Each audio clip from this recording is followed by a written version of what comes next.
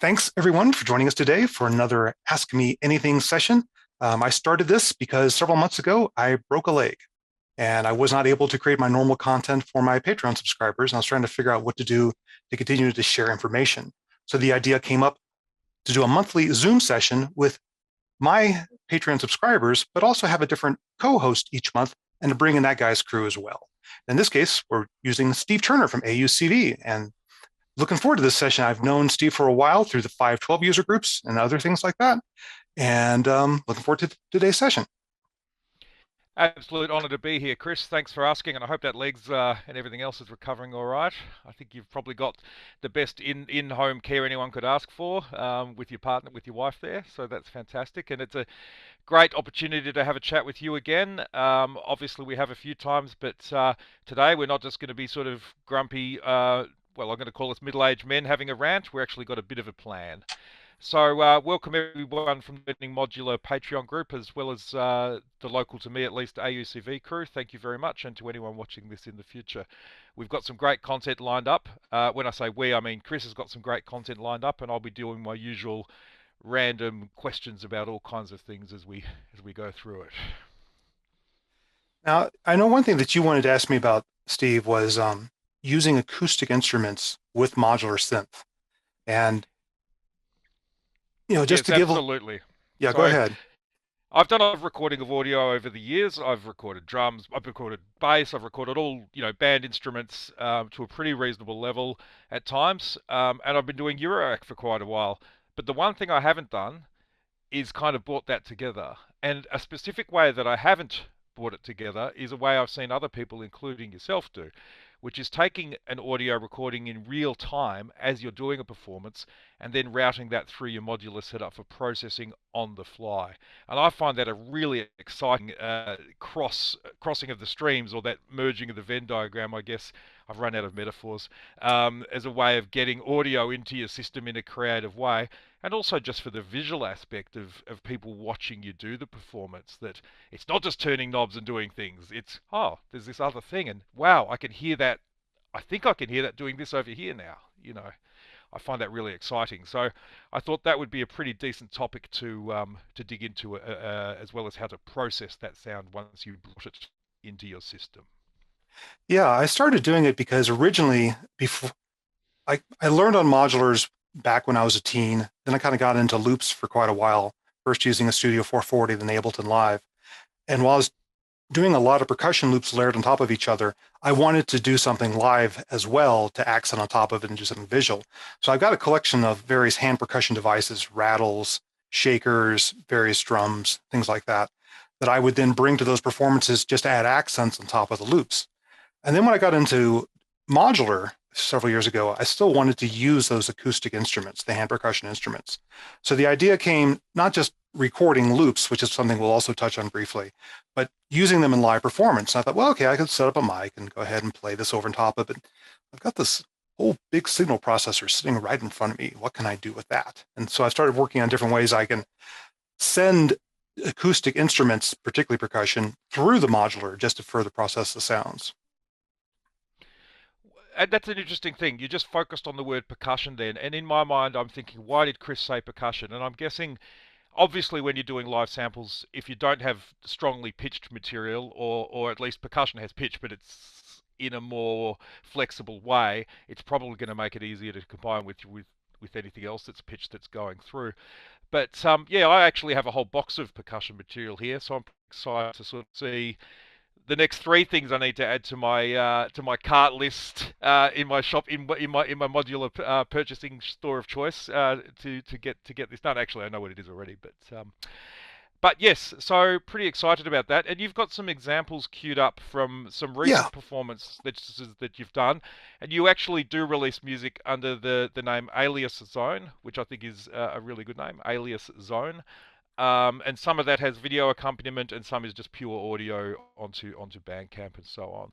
So yeah, so I guess it'd be probably good to just take a look at one of those and see what it is that we're talking about. Yeah, in this first example, I was recording a piece of music called The Dreamcatcher. And I wanted to start off with interesting watery sounds. I had this instrument called a rain gourd, which is like a rain stick, but instead of being a long thing you turn upside down, then the other way, it's a gourd you can continuously rotate. And I love it because you can Yeah, just keep a right. sound going continuously with it.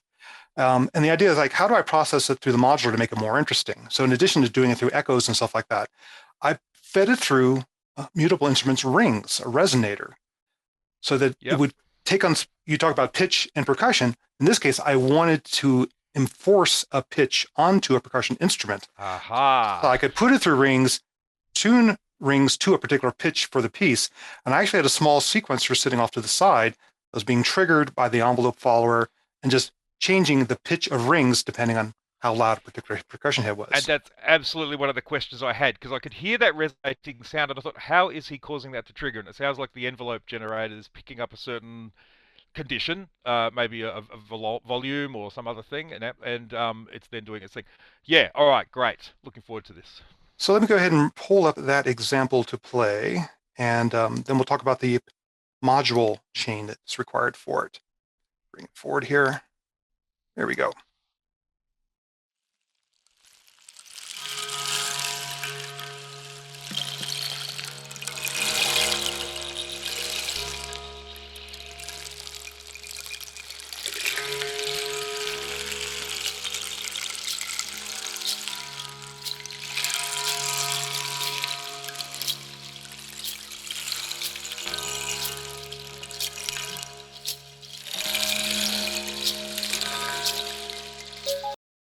So I was obviously having a little bit of fun with video magic, just layering the video with the different sounds as well. I took some of my Could percussion people? stuff and recorded a straight ahead loop with the shakers in addition to layering it with the ring gourd. I can just Awesome. switch straight to the multi-track app, so I can isolate these sounds anyway, and you can go Yeah. ahead and hear what's going on. So let's go ahead and share the screen. The Adobe Audition, which I used to use to record audio with, not anymore. There we go. So here I've broken out the tracks, and this is the individual tracks of the microphone, the Yep. rings channel. There's also a little bit of reverb and echo as well.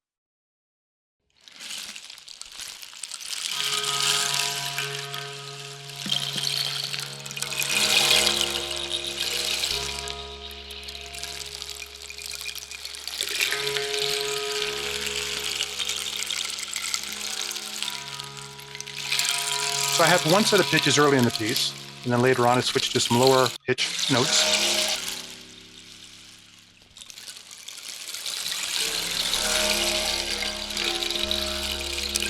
And later on again, I play some higher pitches, just changing the sequences that are driving the pitch on rings.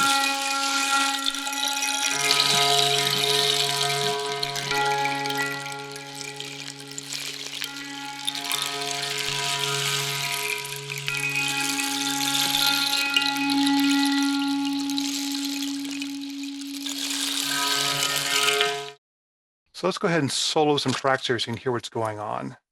Just the ring gourd itself sounds like this.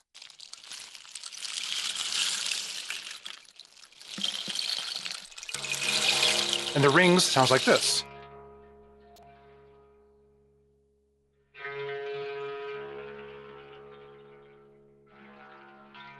So I mix them both together with a little bit of echo and reverb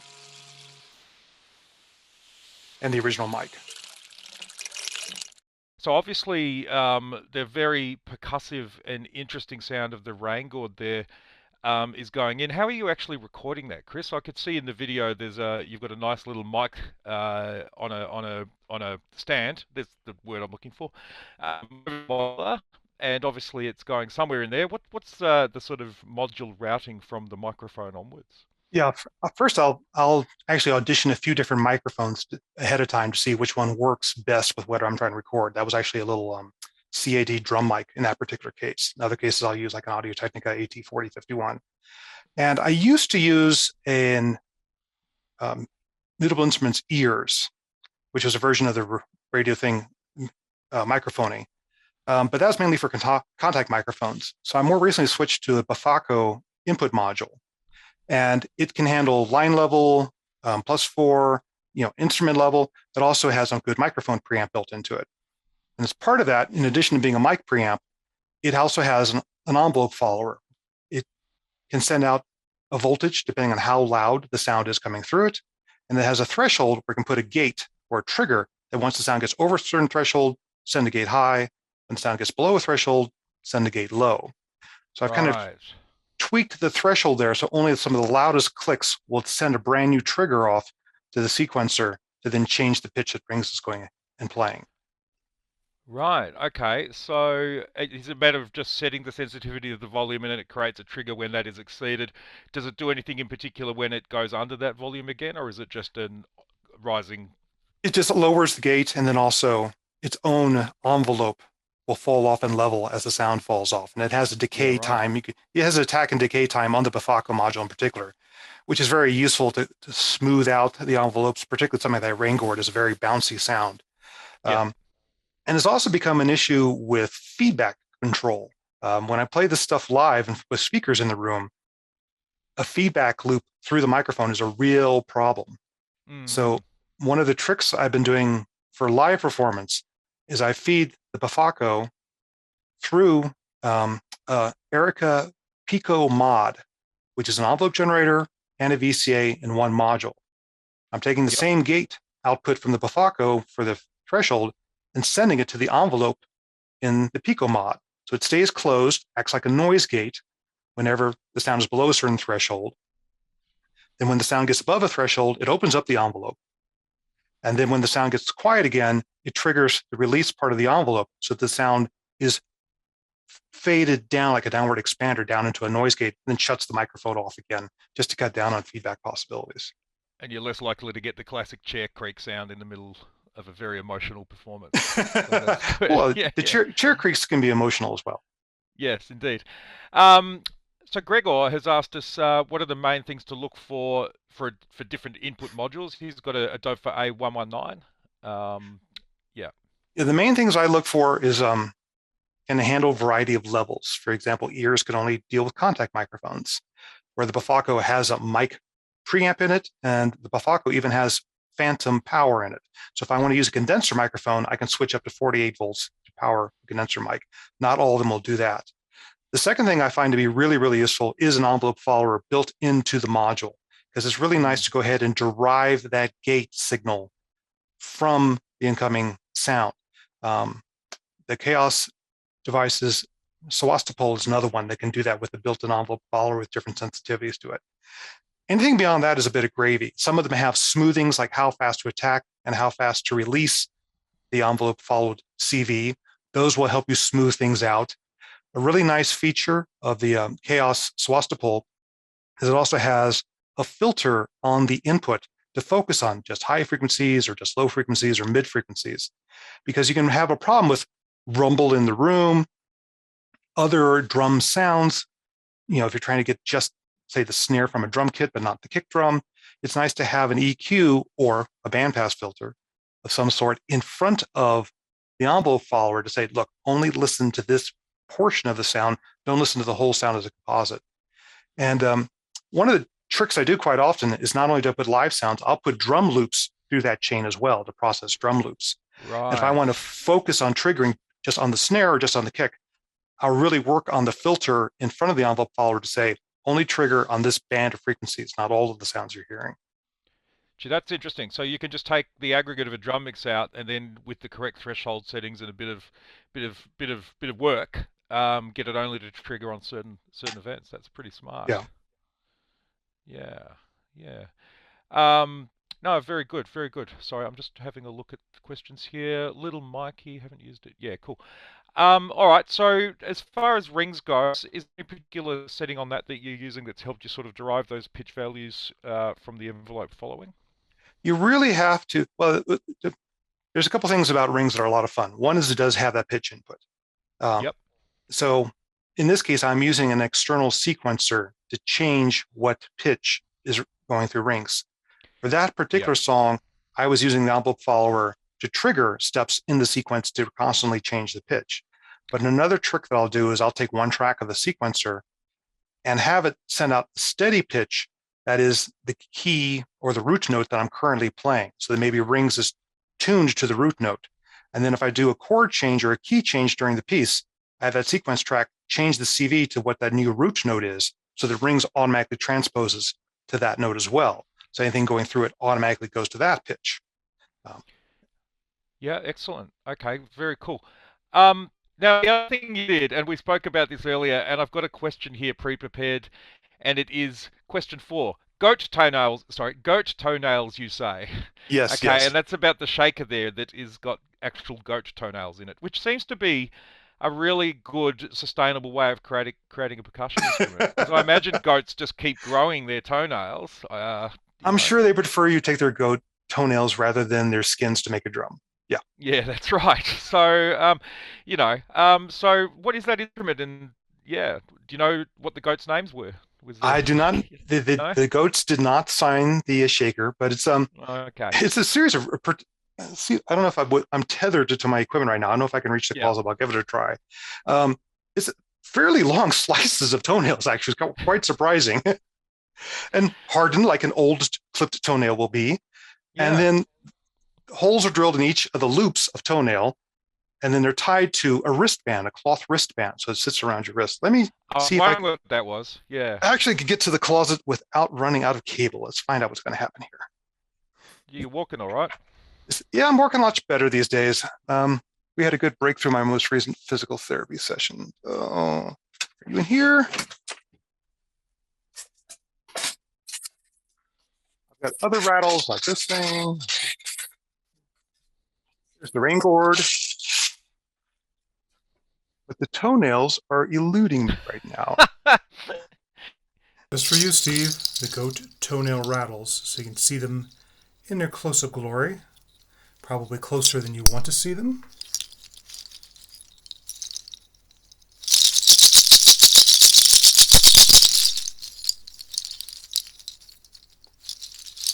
You're welcome.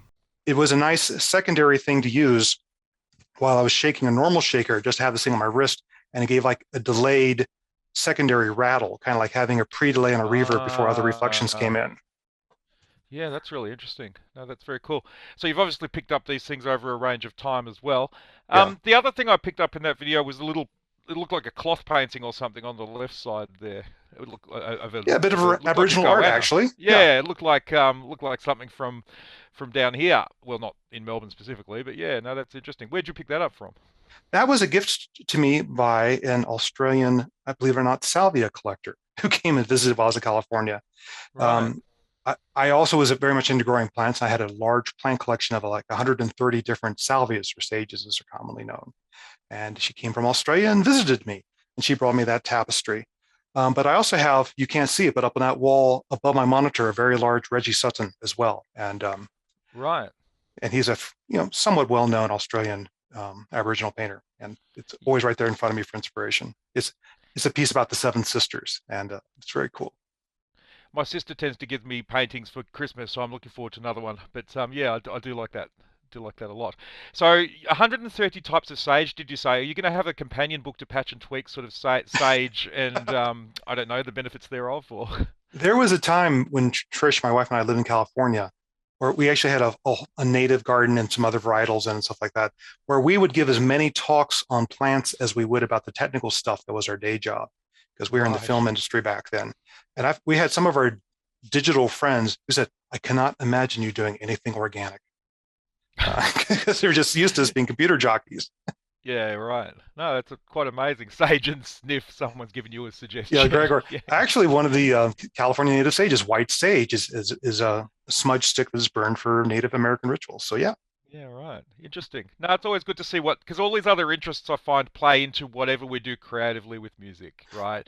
And a lot of your music does have a very organic feel to it, right? To my ear at least. So it doesn't yeah, surprise me to find that you're sort of take inspiration or take note and interact with things on a sort of more organic level. I'm using that word a lot, but yeah, no, it's always interesting to hear where people are coming from there. So. yeah. We're very much into wildlife around here. All right. No, that was a great little example. Hopefully, we'll just keep an eye on the levels for the future ones. But that seemed to come out better at the end, and certainly the Ableton version was a bit more discernible there. When you're processing in Ableton, I don't use Ableton. I use Cubase. Have done since forever, so I'm not changing anytime soon. But obviously, you're recording separately into you're using a PC or a Mac or. Using a Mac, yeah. Yep. And what sort of audio interface or interfaces, I would imagine, looking at your rack over there, are you using to sort of track everything? Yeah, it's evolved. Earlier, I was basically cobbling together multiple USB interfaces. So I have like a PreSonus mixer off to one side on the modular, that 16 tracks for the modular. Then I would have another interface in another rack for the polyphonic keyboards behind me, and then another interface doing the microphones. And it was a real pain keeping them all synchronized. And when they fall out of sync with each other, Oh either yeah. Ableton chokes or you get clicks and stuff like that. So I recently upgraded the system here for a very fancy AVB audio video bus system that's all over Ethernet, actually. And I have a total of 56 channels now going into Ableton Live. So 56. I got like 20 and I thought that was a lot, but yeah, so I've got yeah, right. stereo stems for all of the polysynths, and then I've got the capability of doing 22 channels individually from the large modular system, and then for the gigging case, the small portable modular, I can also take 16 channels off of that directly in, and then down here I've got a couple mic preamps, nice Focusrite red and stuff like that. So because I Yeah, hate look at because the funny yeah. thing is I like patching my modular synth, but I hate repatching the studio. I hate repatching the rest of the Oh, studio. So I just wanted enough audio I/O that everything is plugged in, and I can go to any instrument and I can record it without going, oh, yeah. I completely hear you on that. There's nothing worse than being in a creative moment and then realizing, oh no, I have to find out where that stereo feed comes from because I want to plug it into something else, and this is TRS, but I'm moving to it just gets it just kills the mood, and Yeah. then you're finished. But now that seems like a really evolved setup. So I was talking to you when you were doing the recabling. Was that before or after you did the leg injury? So I bought in most of the gear and was sitting here in boxes, and then I broke the leg. So Well, it while was a you can't few. walk, I guess it's a good time to be lying on the floor under a table, you know. Well, that's the funny thing. It's one, we live in a two-level house. So the living quarters are upstairs and our studios and offices are downstairs. So I couldn't get down the steps to the studio for several weeks to begin with. And then when it was getting to the point where I could start to get downstairs, we had a chairlift put in and all this. I was talking to one of my physical therapists. I said, okay, how do I get between the wheelchair and the floor? Because I need to crawl underneath gear. So Yeah, how do I yeah. get down on the ground, crawl around underneath, then crawl back into the wheelchair so I can get out of the room again? Um, and where there's a will, there's a way. So I just have images of Ned Flanders when he was stuck under a bunch of newspapers and bouncing a tennis ball against the wall for a few days there. No, good. Well, that's real commitment. I mean, to come out of that injury and recable your studio is just something to do during your rehab. That's a credit, absolutely. But no, fantastic. All right, so we've got a couple more demonstrations to go through, and don't forget, guys, and any not guys, if you want to type some questions in, and we can bring you up at some point. That's perfectly fine. so Yeah. so one extension of me now having everything piped in to Ableton Live on the Mac is I've got sends coming up on the Mac back to the modulars and also over to the polysynths as well. So it's really common for me to do sends from Ableton Live and process the sends through the modular, then have them folded back into their own tracks back into Ableton Live. So rather than Right. just using plug-in effects, I'm using the modular. Um, for people who are wondering about, there it is over there. Hello. Uh, as Sorry, I couldn't make it out. Are you sure there was a modular over there? Or? yeah, underneath all that stuff. Yeah, there's new modules to put in stuff like that. So I use the modular as an effects sent. And the next example I want to play is I've been working on building out a chain of modules to build my own personal ultimate delay chain.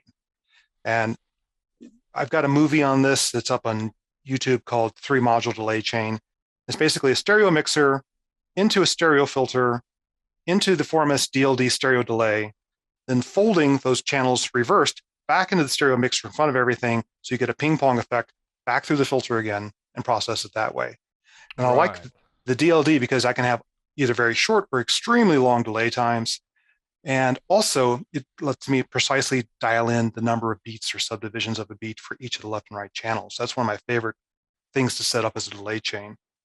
So the next example I want to play is me again playing some acoustic percussion that's going through a mic preamp into the computer, but then on the send from Ableton Live back out to the modular. The modular is doing the echoes. and then that's going back in Ableton Live. And I'm going to do a little preparatory because I'm using different apps here, and I think when I played something from QuickTime Player, you found it to be very soft, and then when I played from Ableton, you found it to be very loud.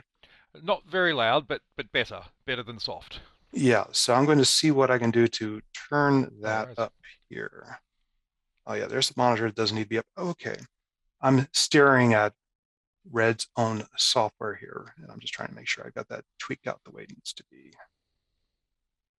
Put routing, custom mixes. There we go. This should make life better. Okay, let's go ahead and share another screen of a different example. Um, there we go, Shipwrecked. This is one piece I did recently that you particularly liked. Mm. And bring up that window so I can actually see it. There we go. So in this case, I have a few more hand percussion instruments, and I have in the left side there, kind of hard to see in the moody lighting, an Audio-Technica AT4051. And something that I'll do is I'll use distance to fade sounds in and out. So you'll see me start with the sound far away from the mic, bring it towards the mic to fade it in, and then pull it away from the mic to fade out. But then all the aftertone is going to come from the delay chain that's actually in the modular system. And I'll break out those tracks for you as well.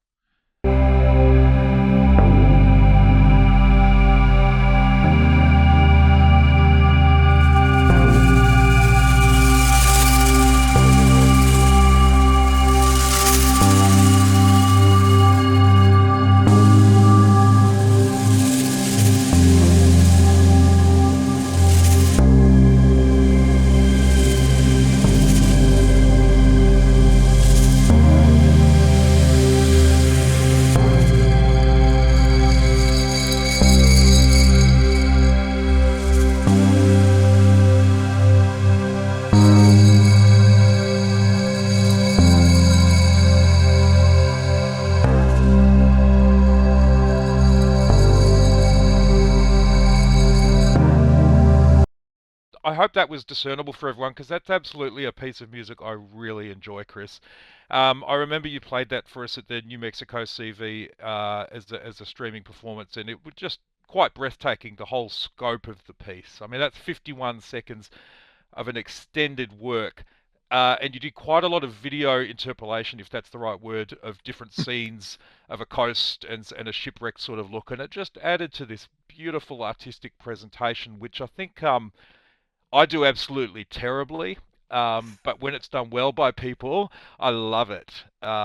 It's like a Gibson Les Paul. I like it when other people play it. But yeah, so no, credit to you on that one. And I understand that that video was also streamed at Knobcon recently. Yeah? Yeah, they did that as part of the intro for their chill out room at Knobcon. I'm going to go ahead and share the link to that video in the chat in case people want to see it. Yeah, for sure, for sure. No, so that was absolutely fantastic. So, just in a sort of minute, can you explain to anyone who doesn't know what Knobcon is, what that is? Yeah, Knobcon is a mostly, but not only, modular synth show that's in the Chicago area every year that's organized by a suit and tie guy. And it's real kind of like in-person 2.5 day user group gathering. There's talks, there's performances, there's banquet, there's a night where we're just drinking and watching each other jam. And it's a really nice social event to attend where a lot of people know each other. There's manufacturers have exhibits, but it's a very chill sort of space. And, it's not built up with really huge booths and stuff like that.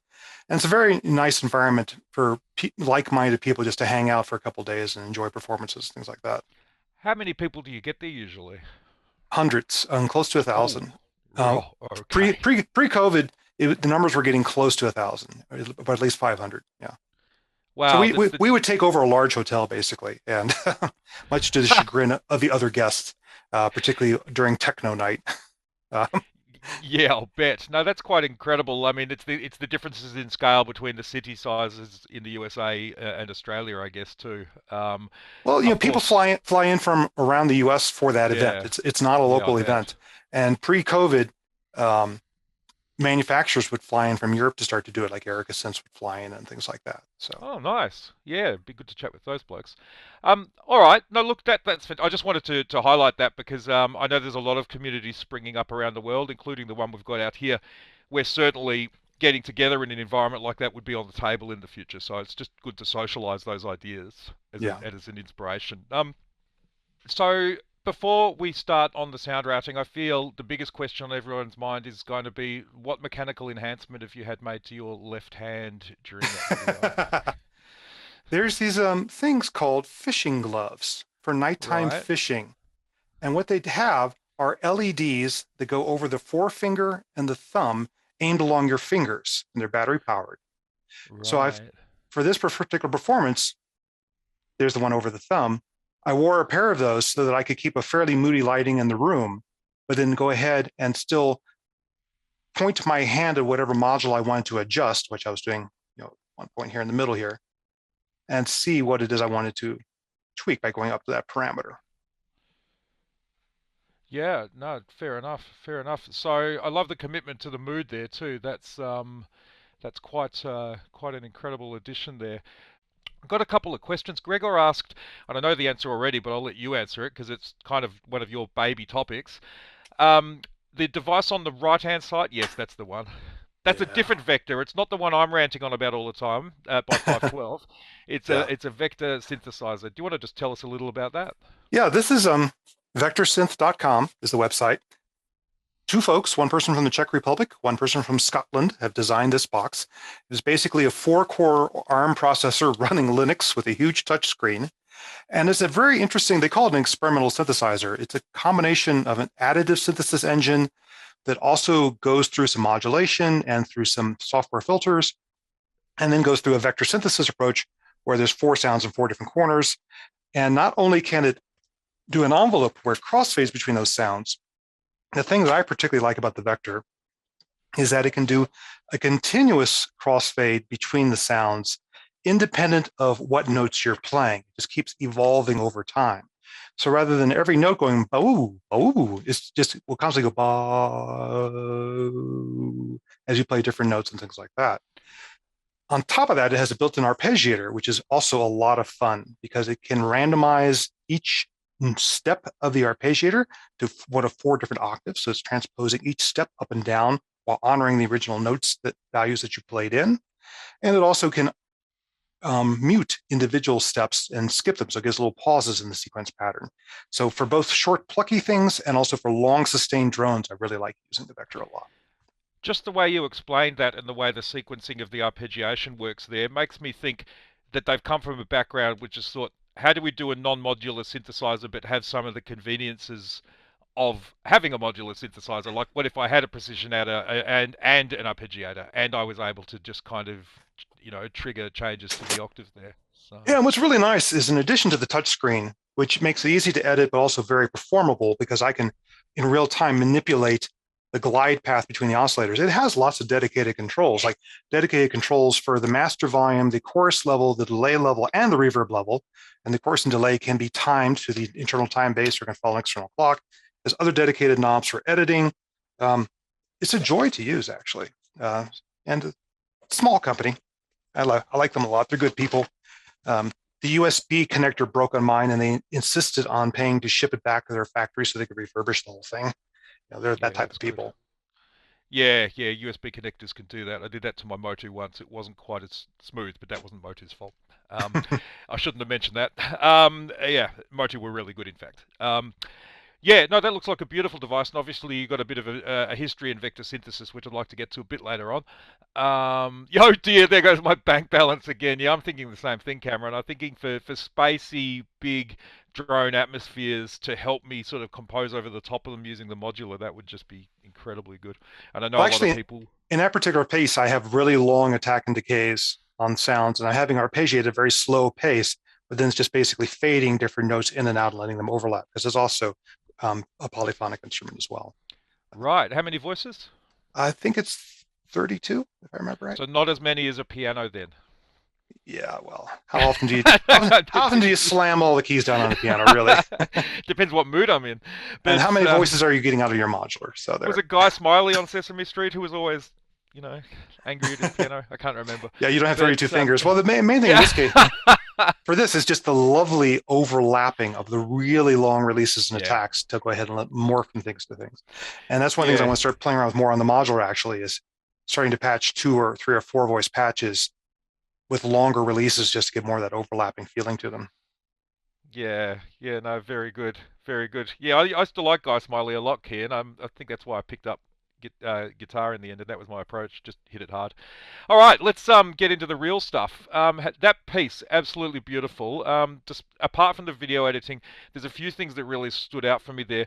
For one, I love that simple bass motif that you've got going on. It's just a really, it sounds like a really simple note, but it just has almost a pluck to it, like someone just pulling on the string and releasing it in a really nice sort of way. And I know that's probably one of the simpler things that's going on in that piece, but it really sells the piece to me. It adds to that blue mood of being underwater and drifting through a dark, peaceful but alien space. You know, that's where it took me as a listener. So what is that bass sound? Yeah, I really like slow bass sounds to underpin everything and do higher speed stuff on top. Let me go into Ableton Live actually again and break this down a little bit here for you. And we also break down those effects as well. So there's 2 bass tracks, the light orange and the dark orange one. The light orange one is is the modular synth's main bass sound. I always patch together an analog and a digital oscillator when I'm making my bass sounds.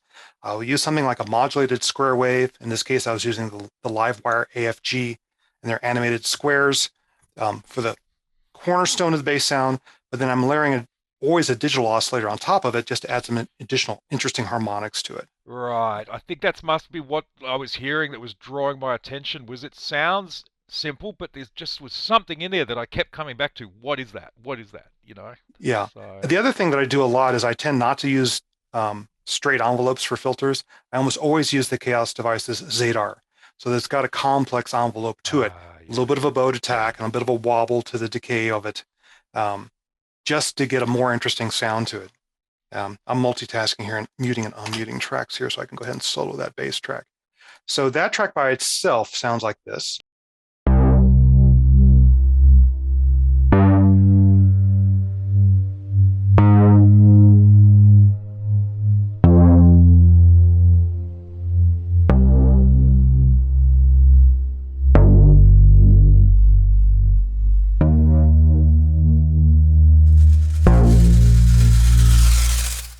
So Another obviously there's some dynamics in those notes going on there that don't pop out as much when you're not soloing it. So yeah, that's good.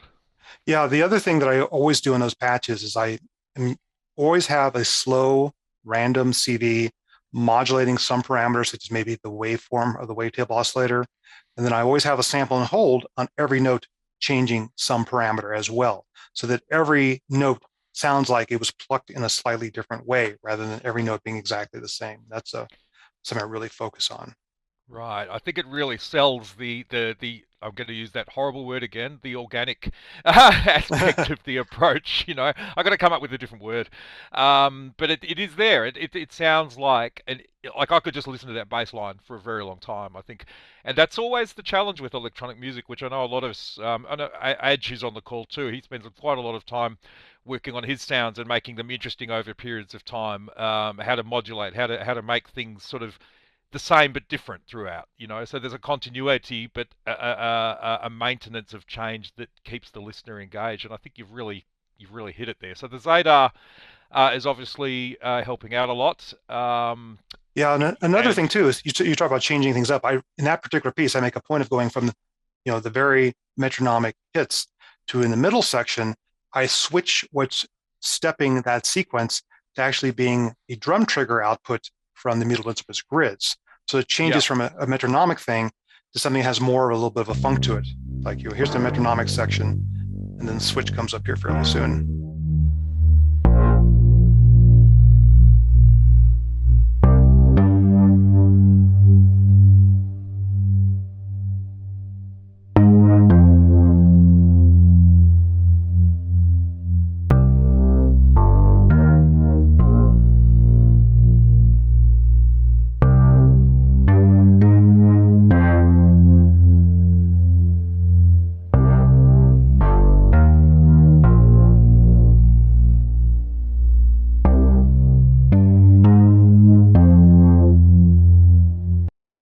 Right, so you've put basically a switch in, and have you CV'd over it, or did you just flick a switch and say, at this point I want to do this, and start introducing the different Yeah, I deliveries? actually changed the scenes inside the vector sequencer to go from internal clocking to using an external clock. And you use grids. And then I use grids and the fill depth on grids to carefully adjust how many triggers it's putting out per measure, two, three, or four, and then I back off again, change the energy throughout the piece. Um, Yeah, for sure. Yeah, so I think again, just with that streaming of audio, we're not hearing the entire bandwidth of the sound, but I think we get the idea of what you're explaining there, Chris. So that's fine. So just unpacking what you just said there, what you've got at first is the vector sequencer sequencing the gate and the pitch for the bass line, and that's in the standard, as you said, metronomic or, set piece. And then what you've done is you've switched the presets on the vector to take, instead of its own clock, you've got an external clock coming in, and the external clock happens to be one of the channels from grids, and grids is then telling the vector, every time you receive a clock from me, advance your sequence one step. yeah. And you could be doing that with grids or a Turing machine or Euclidean circles or anything, really. You could even have an envelope follower, I guess, on something else Yeah, that whatever would has a work. pattern that you like. And you're also asking about the character of that. There is an additional sound layered with it. Is in Yep. addition to that sound with the analog oscillator and the digital oscillator going through the Rossum evolution filter and Zadar, there is also rings in there tuned down to a low, loose plucked string sound. Right. And they're layered together to create a more interesting sound. The original idea of the piece was I was going to switch from one to the other in the piece, but I liked them so much layered that I changed the Yeah. mix after I recorded to put them together. And I'll just Right. put as a side note, almost every polysynth you buy today doesn't play back one patch. It layers together multiple patches. And Yeah. I've really been trying to bring the mentality now more to my modular work. Instead of just patching one sound, layer another sound on top of it, even if it's simple as a 2HP pluck module or a rings module or whatever, just go ahead and add another component to it. So I'll go back to playing Yes. this, and then I'll bring in the pluck as well. So that's just a straight normal modular voice. But then I'll add the pluck from rings.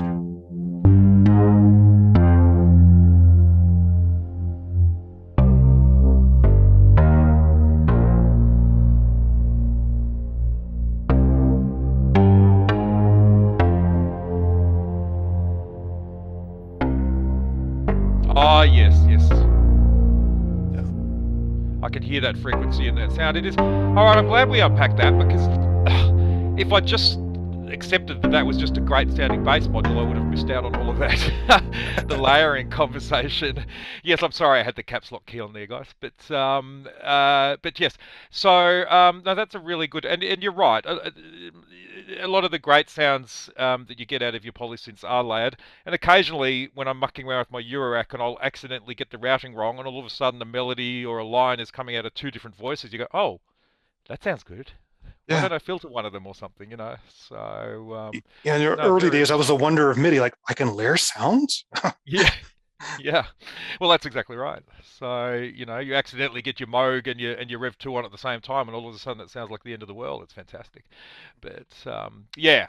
All right. So let's keep moving through the different sounds there, please. Yeah, I did want to go back a little bit to the hand percussion and the Yes. modular delay and isolate them so you can hear what's going on. So I've got those two tracks soloed now.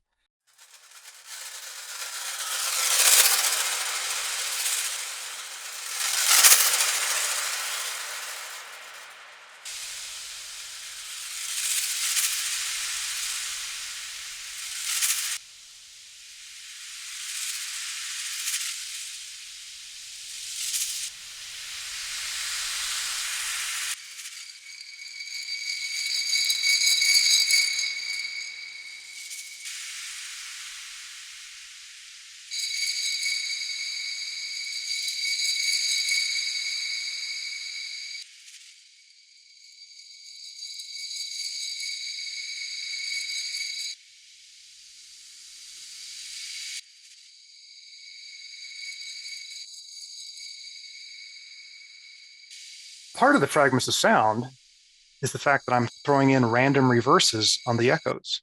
Right. Okay. So And instead of how is them that? all playing forwardly, instead of them all playing forward, they're being randomly reversed. So that's some of the fragments. It's like suddenly a sound gets cut off, then starts playing backwards again. So what I'm doing in that piece is I'm using the DLD um, from Form S for the delay, but it has a couple buttons and jacks for reversing each of the channels individually. So I have a Mutable Instruments marbles being clocked along with everything else, and I'm taking some of its trigger outputs and routing those to the reverse inputs on the DLD. So the different channels will get randomly suddenly swapped around. So that's why you hear some sounds Right. are getting cut off and suddenly playing backwards. It's not just Zoom's compression. It's actually an effect I'm putting in there. I'll play a little bit of just the. Now that you know that, let me play a little bit of just the echo effect here.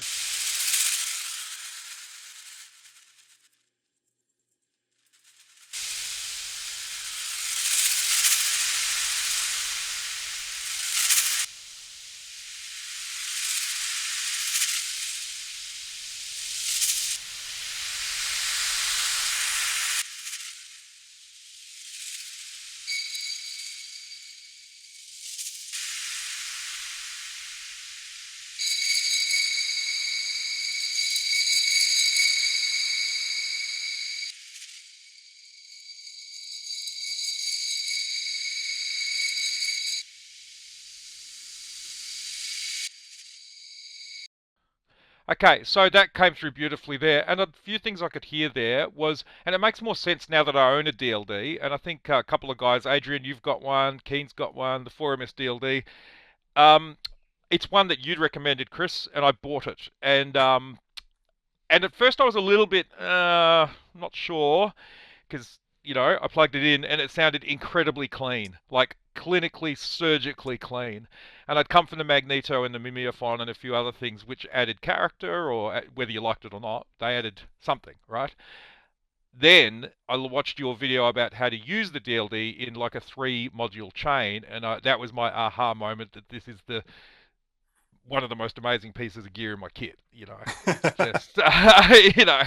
So, what you said a few minutes ago was that you had marbles sending triggers to change the reverse occasionally.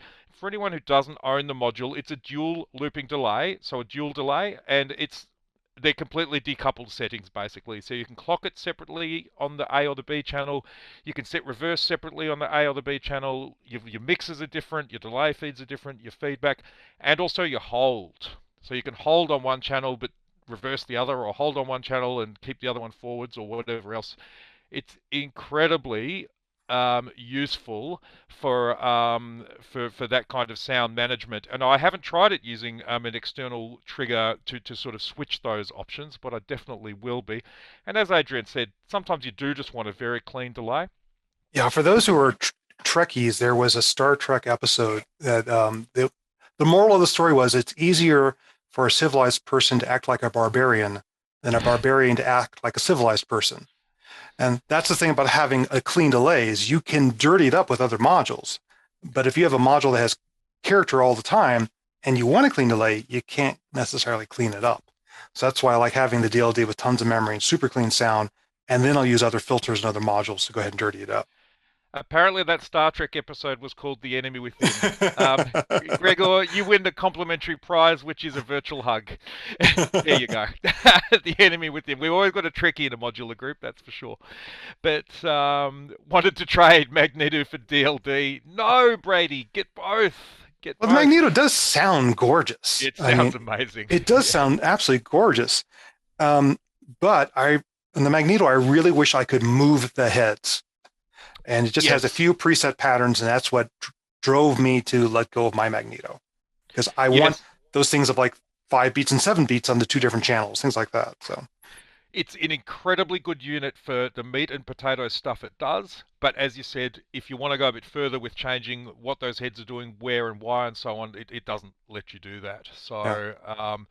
But the other great thing about the DLD, and I'll let you go to your explanation because I know you've got a bit to say about it, is that it's got send and return for either the A or the B side of the DLD as well.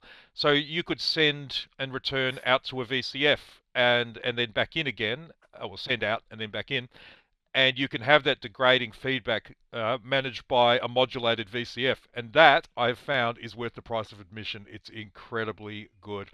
okay, Gregor, if the episode you gave us was wrong, you don't get a second go. Just Yeah, hang your head in shame. I think he's But right. I think he's closer on the second guess there. yeah, possibly. Mirror, mirror. Makes sense. He's I'm probably going to bring up Googling it just the now. screen, not to try to play the Yep, movie because we had trouble with that, but just to show people the module we're talking about, and particularly the patch the system that I chain. have going with that one. Let me move a little further in here to where you see what's going on, so and get that person's finger out of the way. Um, so the DLD is off here to the right, and the chain that I have patched up right now is a mix-up, a stereo mixer, or you can insert other stereo mixers like from Happy Nerding or from Knob Farm.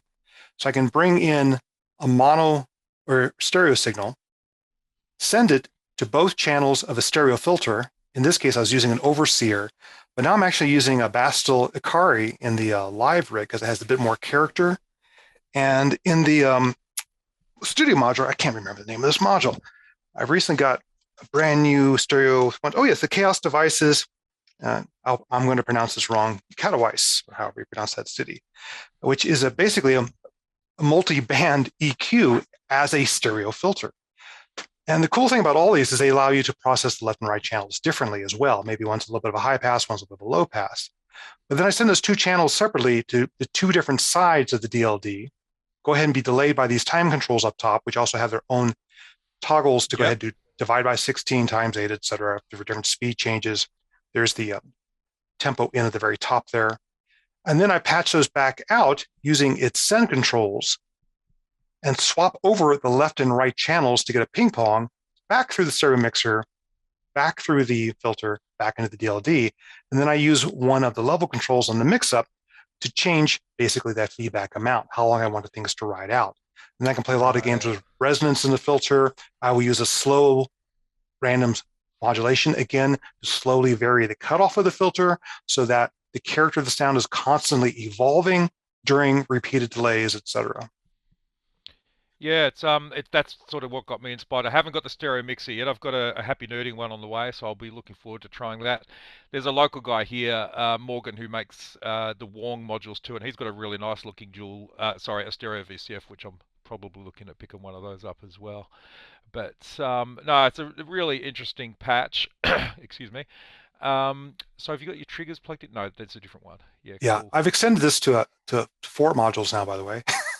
Oh, really? What is it? What's the fourth module? I have an Erica Pico DSP in front. So the mono send comes into the Pico DSP, and what I've been doing particularly is pitch shifting with the DSP, Right. then sending it through the chain so that the echoes not only are filtered differently, they're actually offset to a different pitch as well. Because I really like that feature of the echophon, and I missed that when I got rid of the echophon. So I put a DSP in front of it to add pitch shifting to this whole chain. That's an interesting idea. That really does open up a whole level of different things there. But yeah, no, it is a really good module. Obviously, all of those delays we mentioned are great in their own right and do very different things. But the 4MS is probably the most immediately configurable, and the fact that it just clocks really solidly at two different rates can be really good fun. And I think it's got like a couple of minutes of high quality Yeah, audio yeah, buffer in very there high as quality, well. very clean. Yeah. So no, that's definitely a very good fun one there. So look, just going to the mechanics of the patch you had there too. What above the launch pad, which I imagine is controlling the scenes on the Vector, what's that thing on the left? And you were pressing keys on it, the lit up pads after you were doing some of the audio recording. So you had the rain Oh, okay. gorge, and then you were pressing a button over there. Is that to like close the loop off, or is it? Yeah, let me go ahead and I want to bring up the image just so I can make sure we're talking about the same thing. That is a Novation launch control Yep. and launch control XL. And since I'm doing all of my mixing in Ableton Live, I need to have virtual faders in front of me at the modular so I don't have to go over to the Yeah. computer and play around with mixing. Yeah. So I'm using a Novation SL 49 Mark III keyboard, which has a separate section with a bunch of OLEDs displays and knobs and sliders. They can handle 8 channels of Ableton Live, but then I've added a Novation launch control to do another 8 tracks in Ableton Live. That's the overview. But what I'm really doing there is I'm muting and unmuting the microphone channel because I don't want Right. all the extraneous noises in the studio, bleed from the headphones, things like that, going into the mic and polluting the sound during the rest of the performance. So you'll see me go through that and write before I start using percussion instrument, I reach over and unmute the mic, go ahead and Yeah. feed in some signal, mute it, and then let the delay chain continue to evolve the sound. And I wanted to throw in one more thing about the delay chain. Is one of my favorite cheats is in my pieces, I try to play all of the parts in real time. I mean, some of them are sequenced, etc. But you run out of hands. So for things like the percussion, rather than saying, oh, he's done playing percussion, now what? Using the delays allow me to have that part continue to ring out while I then go over to another instrument or change a preset or get ready to change something on the modular. So things like interesting delays help me fake several hands playing at once. I think that's really interesting philosophically too, and it's something I'm learning to adjust to, which is that just because I'm bored of hearing something for 4 bars doesn't mean the listener is yet. And sometimes having that forced, or not forced, using that function of being able to just kind of have something repeat or have it processed and not necessarily repeat, but to continue without your direct interaction, gives not only the performer time to take a breath and work out what's next, but also the listener to enjoy the sound that's happening that you've Yeah, created. I agree. And That's a weakness of mine. I mean, part of it is, yeah, is the old DJ thing, don't lose the dance floor. And I yeah. worry that if I repeat something for too long, people go, well, I figured that out. Now what? And I probably get bored quicker than most listeners. So I'm very self-critical while performing, and I have to purposely force myself to slow down. But that's another reason why I use sample and holds, slowly moving random voltages to change every repetition or every note of what's in the modular.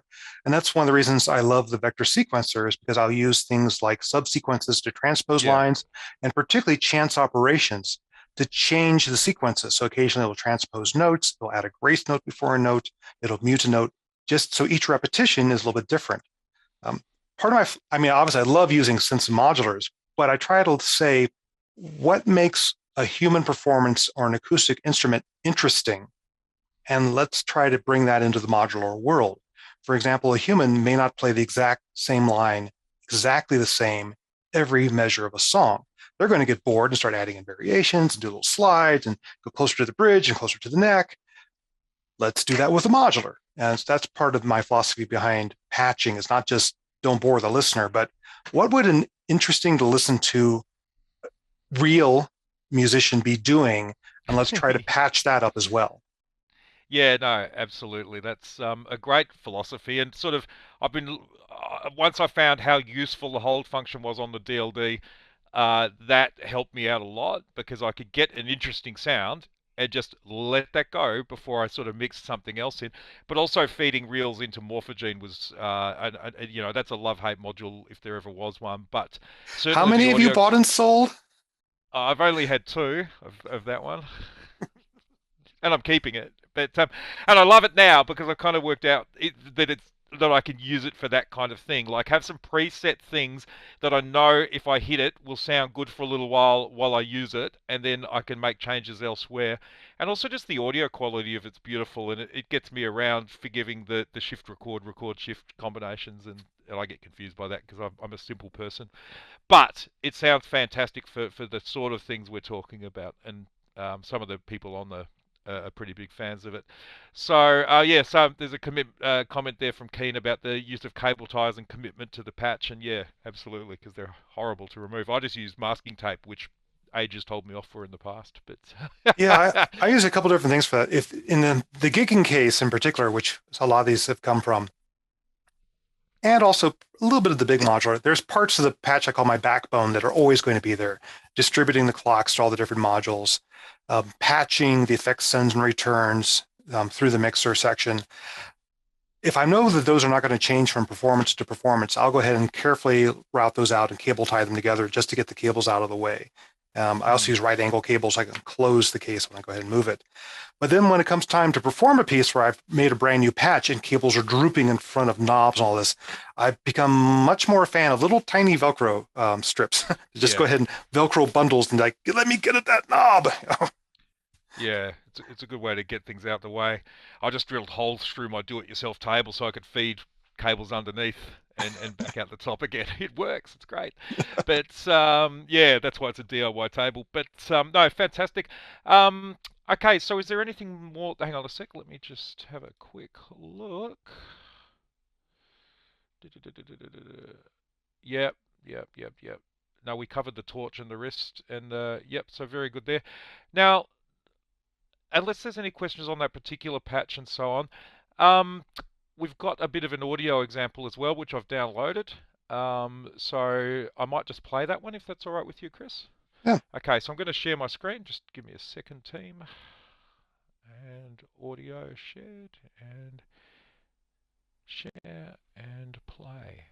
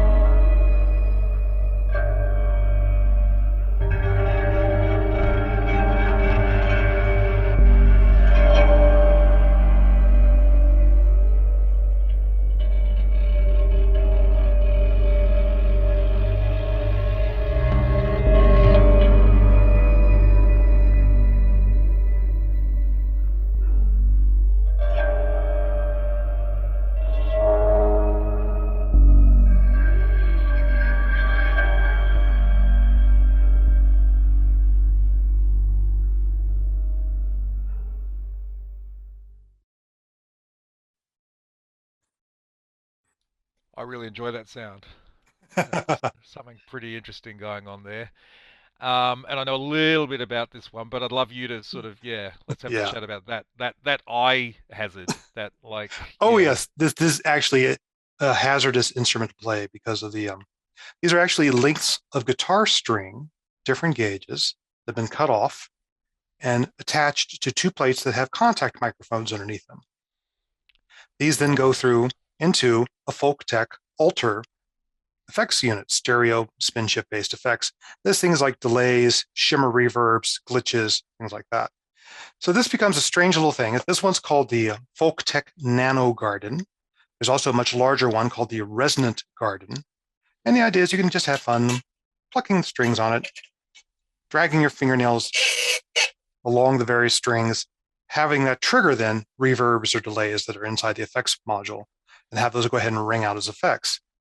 For that particular piece, though, I brought out a violin bow Aha.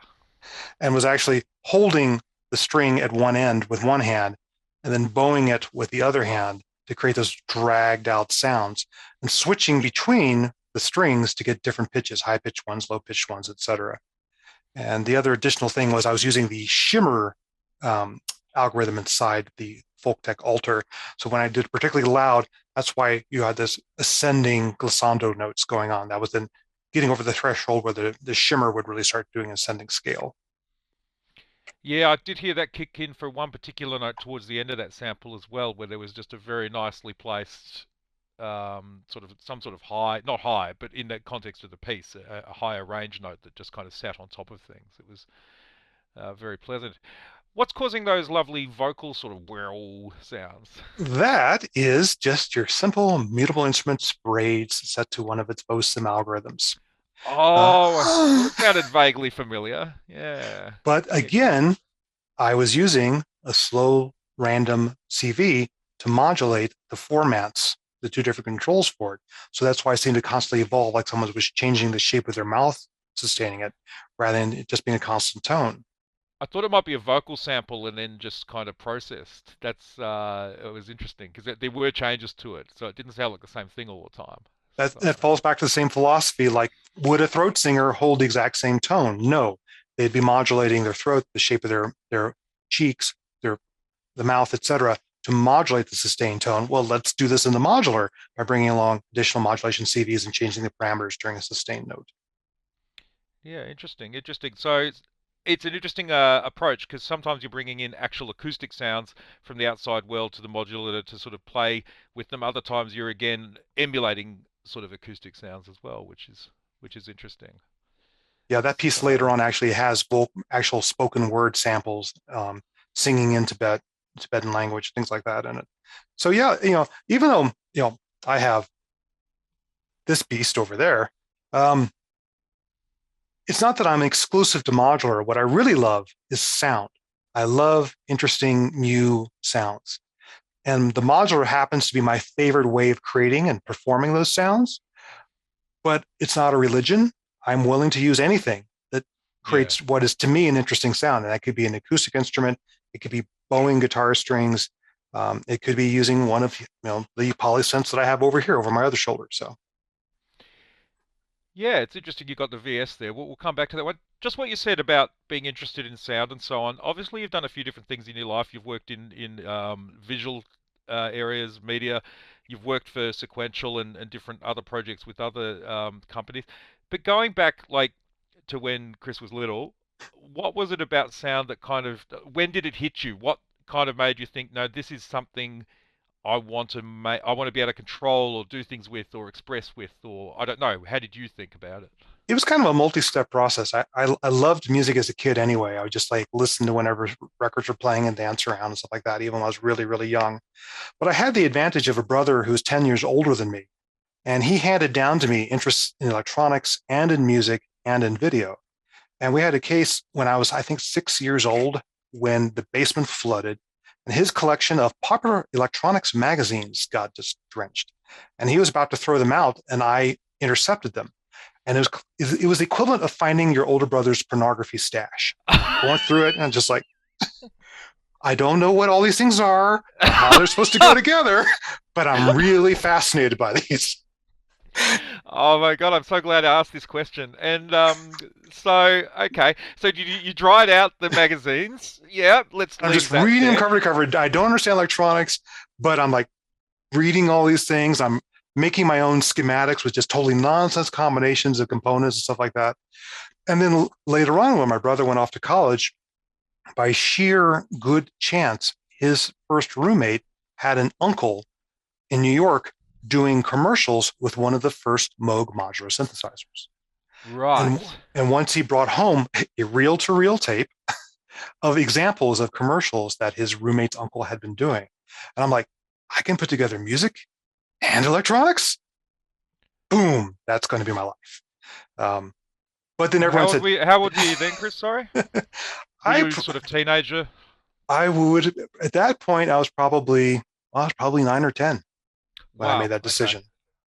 Um, Yeah. so I kept saying I want to get into music. I want to in playing synthesizers. I want to be a recording engineer and all this jazz. And I took bass guitar lessons and I took piano lessons because it looked like these things had keyboards on them.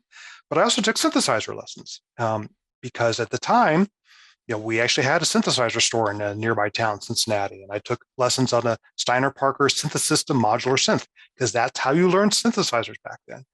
I said, okay, I'm going to do this. I'm going to be a recording engineer. And everyone said, no, you don't want to be a starving musician. You don't want to be the recording engineer. You'll be just making the tea, sweeping the floors and stuff like that. I was like, oh, I really want to. Okay, well, I seem to be good at this engineering stuff, and they seem to be paid really well. So it was a completely mercenary decision. I went off to engineering school just to get a Yeah. job to earn enough money to afford music as a hobby. Yeah. And 1 year later, I find myself working in sequential circuits. Okay, so that looks like one of those end of season one stories, and it skipped to season two, and all of a sudden Chris Meyer's sitting next to Dave Rossum and arguing about how to do vector synthesis or something. I use the word arguing, debating about how to do vector synthesis. What happened in between season one and two that you might have just glossed over there? Oh, what do you mean through the college years or whatever? Yeah, how did you get it? How did you meet up with the sequential people, and how did you sort of start work there? Well, here's the funny thing is that I did apply for a job at Yeah. Sequential and wrote them a very polite letter, and they wrote me a very polite rejection. Cool.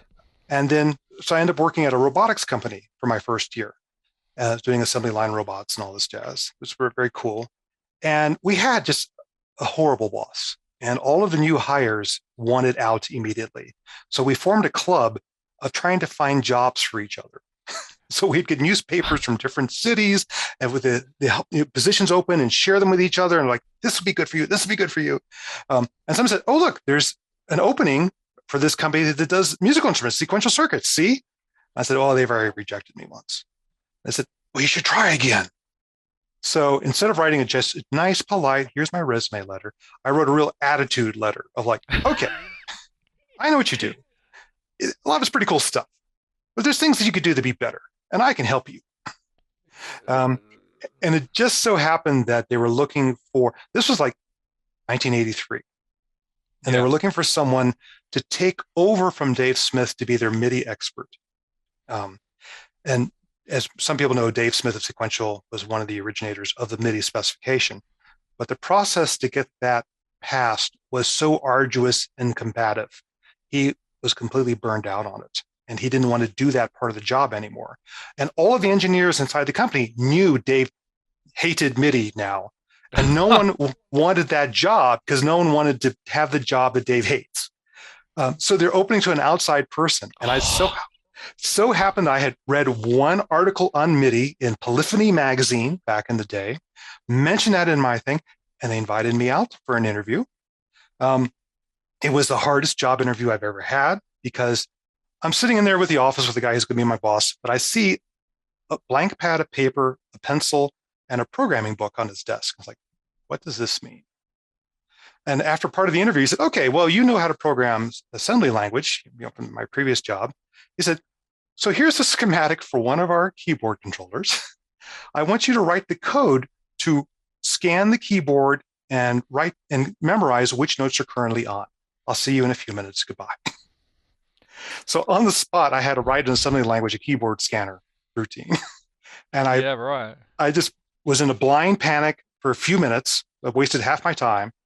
And then I said, I know this, I know this, I know this. And then I wrote the code. And he came back in and read the code, and he pointed out a couple places that I could be optimized. But then they hired me. Yeah, nice. So a bit of attitude helped there, and probably the experience you had with the robotics gave you a bit of fire in you too to sort of, Well, I had fire to get out of that job, but also I actually, while I was there, I wrote the programming manual for one of the robots, and also I was doing some assembly language programming the job before that. So. Could you program the robot to do something to your boss, or is that against the rules of robotics or something? I'm not really Well, it's interesting. Robotic safety was one of the subjects I was interested in. Yeah, right. Assembly robots are really, really fast. We had one malfunctioning robot that would just every now and then lose the plot and slam its tooling head up against the side of the assembly line. And we had two of us there on various emergency stop buttons. And like, okay, as soon as you see it start to take off, stop it. And we could never stop it in time before we hit the rail. Sounds like one of those games the kids play, with it, And it was interesting to go to robotics conferences where people say, well, the way that we make our robots safe is we put these metal rails all around it. And people said, yeah, those are great pinch points between the robot and a human. So unfortunately, we could not entice the boss to be between the robot and one of those rails. No, very good. So at Sequential, the projects you worked on, obviously the one that you're most known for is the vector sequencer over there. Not the vector sequencer. Get your vector straight. Vector sequencer. Goodness me, too many vectors for me. I'm a static vector person. Okay, now that I've buggered up that introduction, I'll just throw to you, I think. You want me? Yeah, I'll give you more horror stories if you want. So I was originally hired into the service department at Sequential because at that point, all the instruments that had MIDI had various bugs or compatibility problems with the other instruments, because this is the early days of MIDI. So they hired me originally to fix the bugs in the existing instruments. And then that evolved to writing the MIDI routines in some of the new instruments, like the tom drum machine, where I created things where you could play chords of drums, trigger stacked drums, things like that. But then Sequential was in really bad financial condition and was trying to lay off people as much as possible. And at that time, we were working on the Prophet 2000 sampler, the first sampler Sequential did, like one of the first 12-bit samplers. And basically, the guy who was head of the project, they kind of talked into quitting. And after he quit, they realized I was the only other person who had ever been in that code, and they had to finish that instrument to not go out of business. Oh, So I had the boss of my boss on the production service side trying to lay me off, and engineering trying to say, but he's the only one who can finish this instrument, or the bank's going to close on us. So I was fired and rehired by different divisions of Sequential in one day and finished the Prophet 2000 code, and Sequential stayed alive for another year after that. But then, as part of that, we're also saying, okay, we need to come up with another instrument. We had Sequential just had analog instruments at that point. Obviously, with things like the DX7 coming out, the PPG Wave, Sequential knew they had to come up with a digital instrument. We evaluated the Buchla 400 to see whether or not we wanted to rebrand the Buchla 400 and put that out. That was actually my job to evaluate it. And it's a cool instrument. I saw you were looking at some of the envelopes for the Buchlas and looking at licensing those as well, but Yeah, obviously didn't in the end. But lots of cool stuff in it. Yeah. But one, it was buggy. It would crash quite often. And two, it was just too difficult of an instrument to use. And I said, look, our Sequential's users are not going to make that leap to using a Buchla with a computer screen immediately. We can't do that. But someone was asking me, well, how do the different wavetable synthesizers work? And I was just drawing a diagram, like, well, here's how the PBJ wave works. It has a linear row of different waveforms and scans them back and forth. And while I'm drawing this on a piece of paper, I went, what happens if we went down as well? Not just back and forth, but in the other dimension. And that was the start of the idea of what became vector synthesis, of like, instead of just scanning a table in one dimension, what if we scanned in two dimensions and had several different target waveforms you could go between? I mocked it up on a modular, kind of a semi-modular synth. I had a Paya modular, which was a cheap American kit. I had a Gentle Electric cabinet full of VCAs, which is still my modular today. I had an Oberheim 2-voice where I took all the patch points and brought them out to the front panel.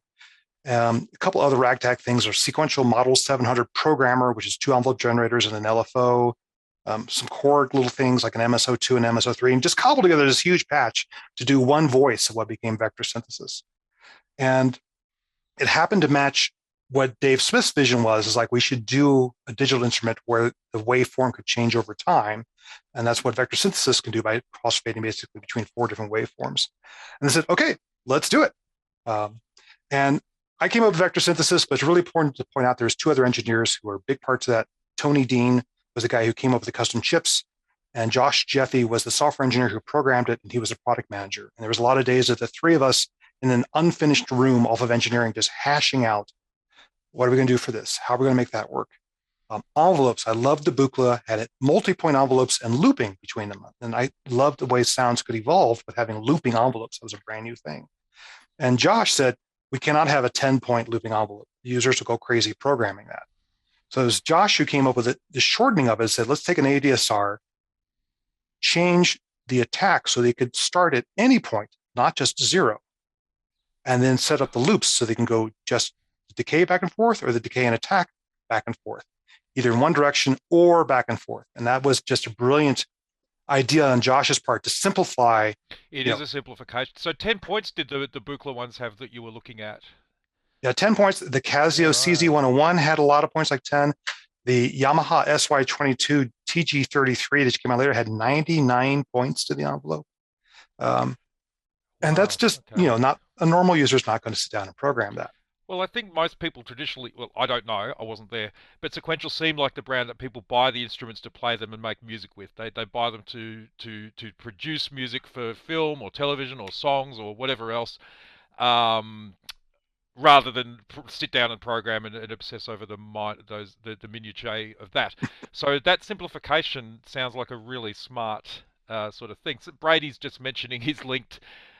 Stares at linked stages. Yeah. So. Well, and it kills me to this day that a lot of other people have not picked up on the subtlety of what was in the Prophet VS's envelope. There's a lot of things that just automatically loop the entire envelope. So they go back to 0, restart from 0. And if you're sustaining a note, you don't want the filter to close down all the way and open up again. You don't want the VCA to close down and open up all the way again. And the other thing too is, if you just loop forward and your starting and ending points are at different levels, you get a pop every time it loops again. Yep. So in the Prophet VS, I've got my unit here over my shoulder. For the factory patches, I'd say 95% of the patches, the loops were bidirectional, back and forth, rather than just one direction repeating and popping. And I'm just appalled, I tell you, that more envelopes out there don't loop, don't let you choose how many stages to loop, and don't do it backwards and forwards. It's a shame we don't know an engineer who might sort of pick up an envelope. Little bit of a Well, fly I joke talk there. to everyone I can and share my Yeah. opinion. So, Yeah. Very good. Very good. We've got a few people here, and I've been talking an awful lot. I'd like to just, if anyone else would like to jump in, just feel free to tag yourself, and we'll unmute you and let you speak. I know there's a lot of interest from people in some of the things we're talking about here, so please feel free. Cameron looks Um, like he's got a question. Shall we yeah, have him yeah. join Let's the let's party? spotlight Cameron. He's having a go at me for talking a lot, so let's Is he Oh bring him okay? in. yeah, I was mainly just stirring up Yes, Steve. I know. We do that. Actually, my apologies. I've had to go off and help my daughter scan a few things into her computer upstairs. She's studying nursing as well. So I thought it's the just other been way. scanning I some. thought the daughters were teaching the parents how to use a computer. No, look, yeah, she's pretty good with Hmm. iPhones and stuff. But I've been scanning. I've got a background of one of my other hobbies is analog photography as well. So I've got a scanner that scans in negatives and so forth. And none of the girls seem to have wanted to learn how to use that because I've always been, lovely. Yeah. But I must admit, I've actually been switching between screens and I have been looking at the website for the Vector synthesizer. And I am just also looking at my bank balance, and I'm probably going to put a deposit down on one because that is such a lovely looking synthesizer. And just the example of what you used it Yeah. for in that lovely video, which I'm going to go and I've already saved it to watch later on my YouTube account. So I've been just looking at that Vector synthesizer. If you want to hear more So of what is it that? can do, also, I have a Bandcamp page, aliaszone.bandcamp.com, and there's a performance I did earlier this year called Sputnik's Ghost, where I use a lot of plucky sounds from the Vector. So the really plucky, arpeggiated sounds that keep morphing come from the Vector as well. So if you just need any more urging to go bankrupt, go listen to that. It is not a cheap item, but it's also not It's not. offensively expensive I was either. It's I was you know, pleasantly surprised yeah, at the cost. I think it's not for what it seems to do. I think it's pretty reasonable. Yeah, I wasn't too shocked by that. And they're And you doing can put a regular deposit. software updates to it as well, by the way. Yeah, yeah. yeah, That's always good. yeah. How's the because you've done a run through for us, Chris, but one of the questions that a lot of the people asked you in that run through was how's the touch screen on it? How do you feel about the interaction of it? And is the what do you call it? The Yeah, you can go ahead and pinch and stretch, which is really nice. Um, it's updated to 60 frames a second, and it's unless I go like this, there's a tiny lag, but it's otherwise really, really responsive. So it's been really fun not only just to have the touch screen to like mute and unmute arpeggiator steps or change their octave transpositions. It's really nice also just to take that big screen where the sound's morphing between the four corners and rotate it or shove it off to one corner so it's playing one oscillator more than the other oscillators, or to pinch it and stretch it and things like that. And I find it to be a very tactile, performable instrument. Like in that particular performance for Shipwrecked, I start things up in one corner with a very noisy oscillator, and I've collapsed what they call the orbit just around that oscillator, and then I stretch it out to go ahead and bring in the more glassy sounds later on. It's a it's a fun, very I think performable instrument. I think you've sold me on it, Chris. Do I get a discount if I mention your name? they'll charge you more because of all the Yeah. firmware updates that Chris has asked them to do. I guess. Yeah. I'll tell you, if I get a kickback, I'll share it with you. Oh, very good. Very good. Because you'd actually written a paper on vector synthesis, which they'd sort of looked at as well, I believe. It They'd was reached fun out to to you. talk to them because they said they say they were like 1 and 2 years old when the Vector Synth first came out, when the Prophet VS first came out, and I give them a ton of credit for not recreating the Prophet VS. Instead of just trying to say let's do what it did and bring it out today in the modern life 40 years later or whatever, they did their own spin on it rather than having wavetables in the corners. It's an interesting additive synthesis engine in the corners that then goes through phase and frequency and amplitude modulation and then into filter models. And they've just added more filter models to it as well as some additional modulation capabilities. So they've done very different sound sources in the corners compared to the waves that we had started with. And then they took what I thought was a brilliant move of saying rather than every note does a scan between the waves, let's detach the wave scan from the performance and let that scan go continuously if you want, independent of when you're playing new notes or how long you're holding a note. And that's been a really nice breakthrough to make it just evolve its timbre while you're playing rather than just evolving it during a single note. Excellent. Well, good on you, Cam. You'll have to invite me over for a cup of tea, and you can show me how it works. That's, I'll stop by Tacoma Bakery and pick up some pies. That's a Oh, beautiful that'd be place. nice. No, yeah. Well, Yeah. now that we're out of lockdown, Yeah. yeah, everybody come Yeah, why up there. not? I've actually got the heater on at the moment. It's bloody mid-November. We I should be know. getting, really balmy days where we can sit on the deck and have a beer. You can And I've blame got the Steve. He was bloody wishing for bad weather so that people would be on the Yeah, broadcast that's today. right. Oh, right. Okay, I'll blame you, Steve. Yeah, usually my fault. Thank you. Very good. Very good. Anyone else want to sort of pop their head up? I can see a few newish people have joined there. I see Gregor bending over and typing. Making notes on the vector synth. Yeah. Very good. Yeah. So it's fun seeing how the different instruments evolve. Now there's a new one from Future Retro, the Vectra synth that they've announced and started doing demos of with 4 joysticks. Count them, 4 joysticks. And it's early days. I'm trying to decide when not to buy one. There's a few things in the spec that aren't quite doing it for me. Like the envelope times are limited to under 15 seconds per stage. And for ambient music, I'm using much longer envelopes than that. They have looping envelopes, but they only go forward and stuff like that. So I'm going to write them a note and see what's going on. See if I can talk them into doing some things. Seems like there might be an opportunity to do a bit more with it. That's for sure. Yeah. You also had I think we spoke the other day, and you had was it the Soma Pipe instrument on order? Is that? Yes. So there's another story behind that. When I broke my leg, I was in a lot of pain. So part of my pain management regimen was Oxycontin. And when I went to get a renewal from my pharmacist, she's reading me the standard list of warnings. And she said, some warnings I never heard before. She said, stay off the computer while on Oxy. People make bad decisions while on Oxy. And I'm like, one of the decisions is to keep taking it that they make. Yeah. And I just laughed and I said, well, what do you mean? She says, no, seriously. She was talking about patients who go on shopping sprees when they're under drugs and just spent thousands of dollars.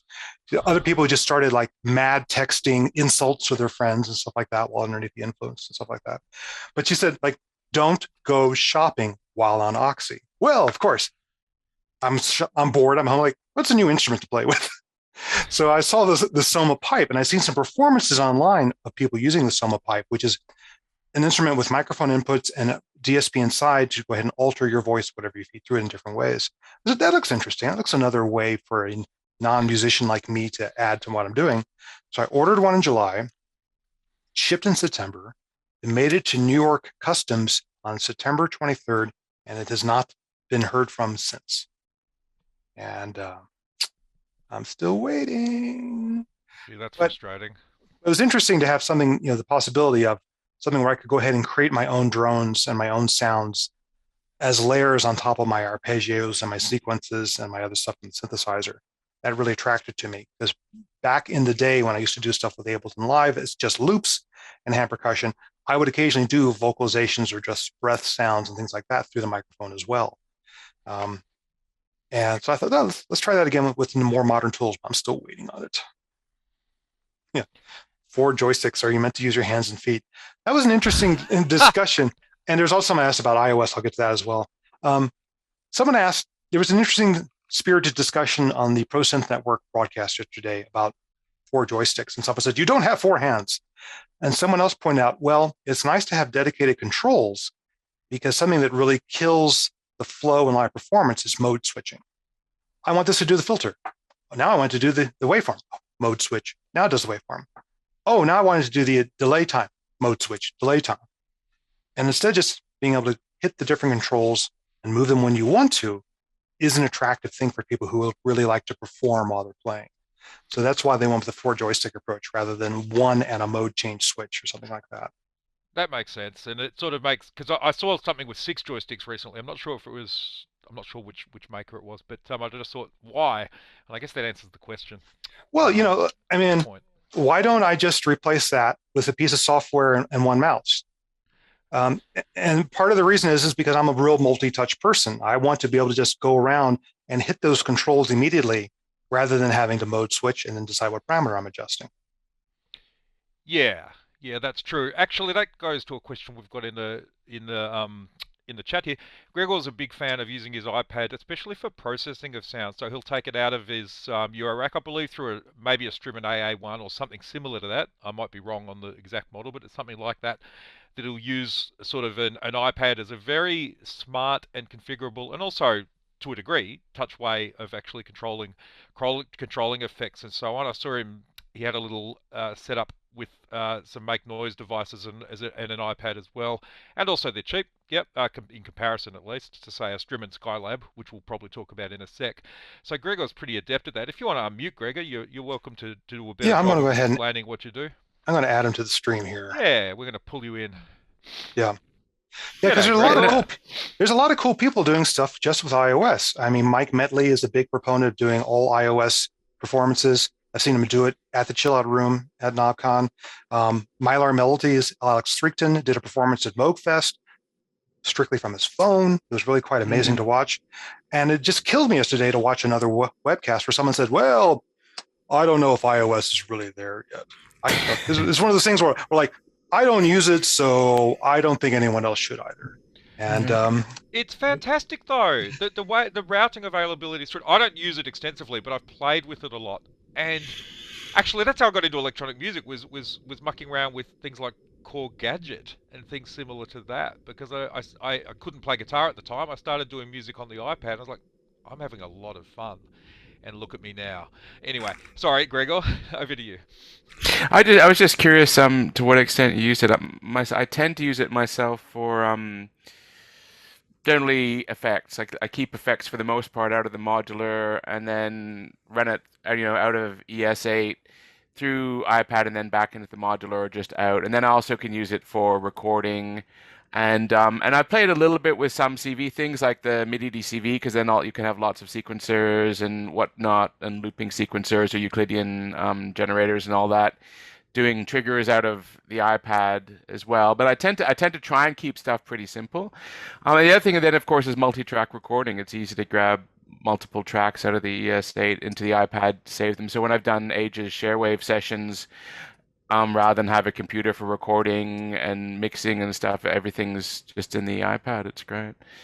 And then also I've played around with quad as well with it, because quad and the modular is impossible to get around to, but 4 channels out to speakers, you can set up complex MIDI control things where you can have 4 independent channels, each of which can be panned through any of the 4 speakers and or blurred between them, and it's a lot of that's very straightforward to do. So yeah, there was a couple modules, the Coma Poltergeist, which was a quad panner, and Shackmat has some new quad tools. But there is a real lack of quad tools, and I seriously looked at going the iOS path to add on to the modular, because it is amazing what you can do with iOS, either for effects or also as instruments, as you say, and just adding audio interfaces, a compliant interface to it.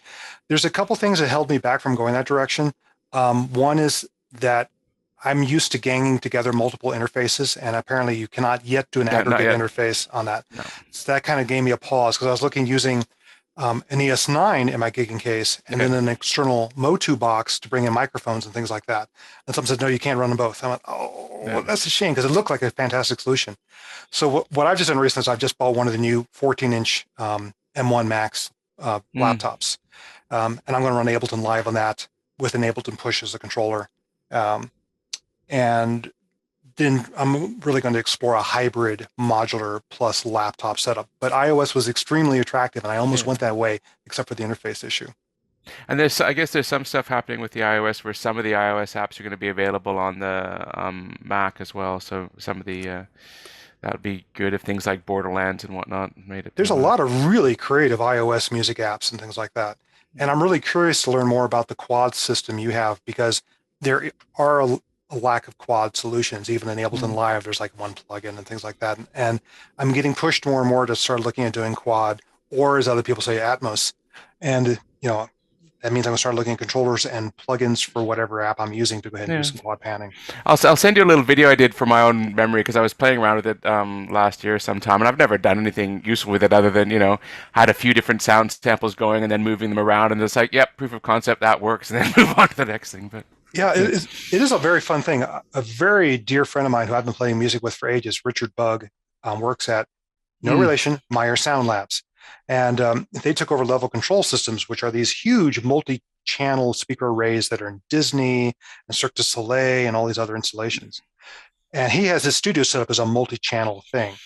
Wow. And whenever we go over visit, he's like, okay, how many channels? We're going to run 4 channels or 6 channels and all this jazz, and brings out the controllers. And I said, can I get stems from you? So we had a lot of fun trying to see what was going to work in quadraphonic. On the one hand, when I would bring up a drum loop, we found that having the drum loop constantly panning around the room was just way too disorienting. On the other hand, there's a trick I like to do in stereo where I will take a line out of the sequencer, have the trigger also go to sample and hold, have the sample and hold control the pan value, so it seems to be jumping back and forth in the left and right field. But we took that stereo mix and had that start to auto pan and quad.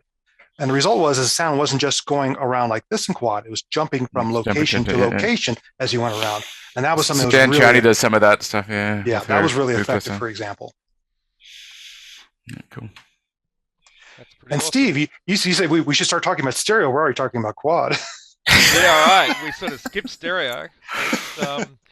Yeah, no, that's a good one. That's a good one. I mean, the alternative to what iPad effects doing things like putting a deposit or pre-order on a Strymon StarLab, for instance. So, what? No, I was wondering what that white box was. Yeah, right. I just honestly, now I have to figure what to take out to make room for it. Yeah. It sounds like it's pretty amazing. As soon as I sort of had a decent couple of strong thing on it, I thought you'd be all over it. It's not that. I have their Night Sky pedal, which was recommended to me. And it's a gorgeous pedal in terms of mixing together a very nice reverb, the shimmer effect, filtering, a little bit of modulation, pitch modulation, with a bunch of dedicated knobs, and it sounds gorgeous. And I've used that a lot to gel various mixes and things like that. So when I saw the StarLab came out and said, okay, it's a Night Sky in a module, cool. Oh, and they've added chorusing, and they've added the Carplus Strong stuff. And I was like, okay. So I made the mistake of sending an email off to my friends at Patchworks up in Seattle here in the US, because everyone at that time were out of stock. I thought, I'm safe. Yeah. Everyone's out of stock. So I sent a note to Patchworks saying, oh, I see your website says you're out of stock. When will they be coming back in stock? And Tom Butcher, who knows me, said, we just got some in. I've got one set aside and I'll email you an invoice. I was like, oh, I'm committed now. You blamed the OxyContin. Yeah. Trailing effect. Yeah. It must have had a trailing effect that went in reverse, like back into the past, because you've acquired a bit of gear before you started taking OxyContin. So but also another Oxy purchase was, as long as we're being really silly here, was this guy, and then Sonic Fismo. So. Oh, right. Okay. Those are fairly rare. I actually had to buy that one from France. Oh, that's the one. Right. Yep. Yeah, right. Yeah, looks pretty clean. It's very clean. It's been completely refurbished. It has the new voltage regulator in it, and it was $1,000 less from France than people were selling in the US. So Yeah, right. I save money, as Rita Redner would say. I save money. You buy a few of them, you'll make a profit. Yeah, Yeah, lovely. exactly. Yeah, very good. Has anyone else got anything they'd like to chip in at the moment? We've had a few people join, which is great. Don't mention chips. You'll get me hungry. Yeah, must be It coming is. up to dinner It time is there, dinner. or It is yeah, dinner time here. I'll just mention now. I'll throw yeah, that out there. It is dinner time here. yeah. Very good. So we're probably going to wind up in a couple. So if anyone's got any questions they'd like to ask, now would be a good time. Otherwise, very good. I was just going to mention something because you just touched on it then, and it gave me pause to think about something that one of the guys in the group is heavily involved in. I know you're going to head off for dinner, Chris, but just Adrian, are you about, mate? Just wanted to have a quick chat if that's all right, because it relates to something we were talking about evolving songwriting. Hello. G'day, Adrian. Adrian, Chris, etc. So Adrian's tactically sort of got his camera on his modular setup there, which is pretty small. So that's one of them. So there's a techno case and an ambient case. I was over at his place the other week actually, eating hamburgers and drinking coffee, which was great. So just quickly, I just wanted to introduce Adrian to the group because what Adrian is doing has been running something called Modular Theme Time, and it's an interesting thing that you were just talking about, Chris, about the evolution of people making music instead of just buying modules and say making a few patches and some things and so on. Just as we're closing up, Adrian, I just thought you might get you in your own words instead of me butchering the explanation about what the Modular Theme Time does, because it's not something that I've seen. And Chris, I just wanted to raise it in case it was something you hadn't seen elsewhere. I Or have if it you now. I'm have, curious to see this. Yeah. point us to what it is. Yeah. Okay. Yeah, hi everyone. Sorry, I've been in the middle of, I just come back from jamming with a mate. So the studio's in pieces, which is why I've been wandering around. I've decided to give the studio a dust and a clean while half of it was out. It's okay, half of it's out. I'm going to pull the rest out, give it a clean, rewire it and do. Speaking of, as you were, Chris, of the worst thing you can do is rewire the studio. I'm about to do that today. So sorry about that. I was running around the joint while listening in the background. So yeah, thanks, Steve. Modular Theme Time came about because when I first got into modular,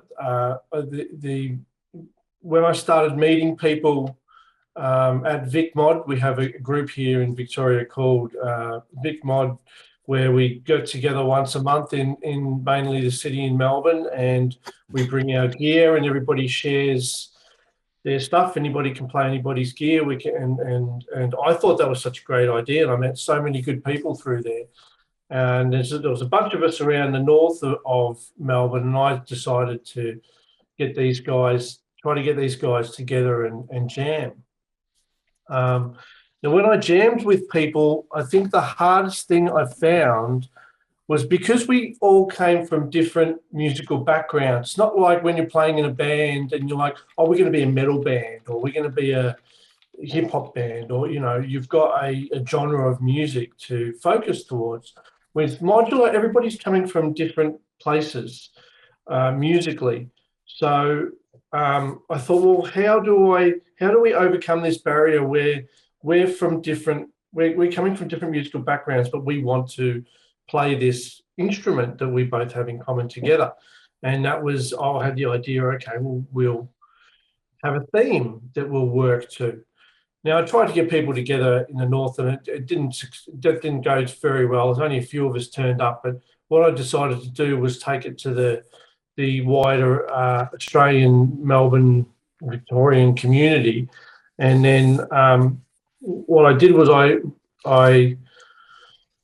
we would hire a rehearsal studio, and I would get the group to suggest a theme idea.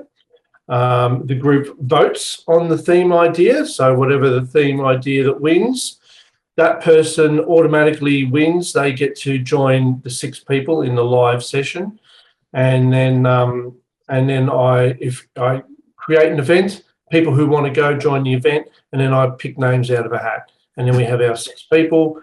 We go to the studio, and basically we jam for 5 hours around this central theme. Yeah. Now the whole thing is recorded, No one's patched. There's a limit of 12U modular because the whole idea behind it is to learn your modular. Because I found the best way to learn my modular is when I was jamming with other people, because I would do things I normally wouldn't do. It was weird. You take risks. When you're patching by yourself, you tend to patch the same all the time. This is getting to this bad habit where which you obviously don't do, Chris. You're always constantly exploring.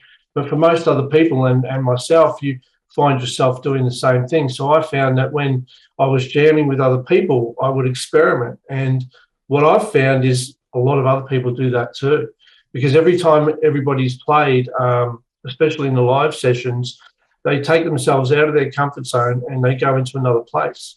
Yeah. So we jam around this thing, and then when that's done, we put a Bandcamp album together. We find 30 minutes that gelled well. We get it. The guy who's joined me in this venture, Ashley, is my partner in this venture. He's a sound engineer from way back. So, he's still a sound engineer. So he masters and mixed down for us, and then we launch an album. So that's where it came from. I won't take up too much of your time, but when the pandemic hit, we went online, and we're basically doing the same thing, but now with WAV files that we're sharing through Messenger and over the internet now. And the concept of that is the same concept. There's a theme, except the theme winner gets to make the starter sound that all the other groups will. It's split into like 4 or 5 groups. So there's a starter sound for the groups. The winner gets to make that starter sound, and then we go through you'll have 4 or 5 people in each group, and they will, one at a time, create a sound. So one person will create a sound, give it to me, and then I'll give them back an overall file. Next person, and it just keeps going round and round. Yeah, there's an analogy to that in visual art, where visual artists will do that in hand pieces among each other. It's called the exquisite corpse. They'll start with a piece and hand it to someone to add something to. The supergroup for modular and vintage synthesizers out of England, Node, works in a very similar way, where they'll set up, except they'll have all of their equipment, not just 12U, and they agree ahead of time on 1 or 2 themes and what key it's going to be in, but then it's improvised and recorded to 2-track. And that's how their albums have come together, is doing something similar to that. And something I loved to do before the pandemic. I mean, my favorite form of expression before the pandemic was I would take my gigging case, which is a size that fits in the overhead compartment of an airplane, and I would go visit different people, and I would purposely try to find people who did different musical styles than what I would normally do. Yeah. And I would say, I'm going to be your drummer. Let's go ahead and play together. And I was, noise artists, avant-garde artists, techno artists, whatever, just because it really expanded my horizons to go improvise with someone who does a different style than me. I see that Jim Coker 512's joined us. Also, I go over and play with Jim sometimes as part of his morphing outfit, Meridian Alpha. Sometimes we also have a guitarist with us, Jason Fink. And it's fun to react to other musicians because, as you say, it takes you out of your habits of what you do. But then the pandemic struck, and I was in an interesting position of, can I produce a long-form, rich piece of music on my own?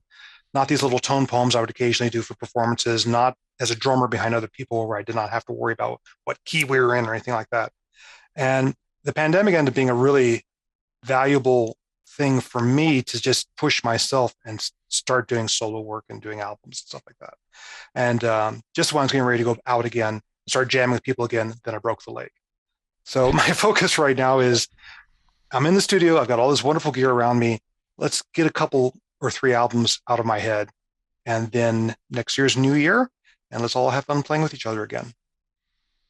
Yeah, it's a bit that way. So I think you're right, though. I think that there's a lot of people, and myself included, who've just focused on actually trying to create finished pieces, finished music, and actually making sound. Thanks for that summary there, Adrian. I think that was a good way to sort of finish up where we're all going with what we're trying to do here. But yeah, it's been an absolutely fantastic discussion, and thanks for everyone who joined.